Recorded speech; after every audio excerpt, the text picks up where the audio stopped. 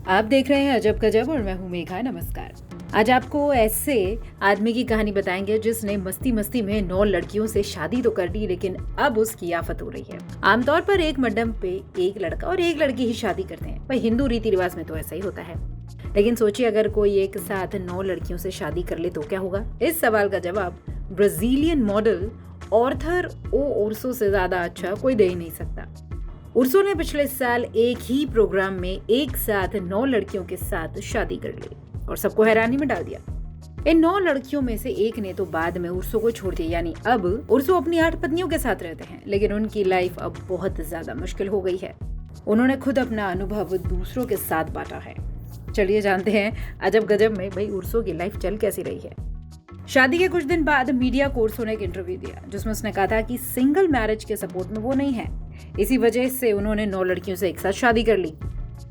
वो अपनी free love life को सेलिब्रेट करना चाहते थे।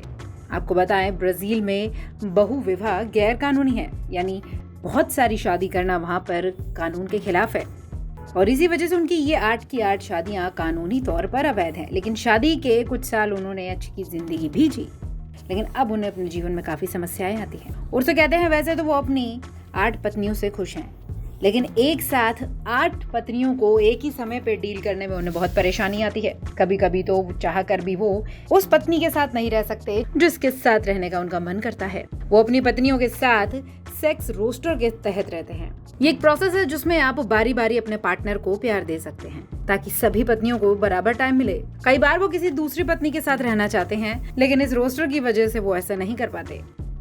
उर्सो कहते हैं कि इतनी सारी बीवियों को एक साथ रहने पर नुकसान होता है क्योंकि बहुत ज्यादा खर्चा होता है। वाइफ के बहुत ज्यादा टेंट्रम्स होते हैं जो संभालने कभी कभार बहुत मुश्किल हो जाते हैं।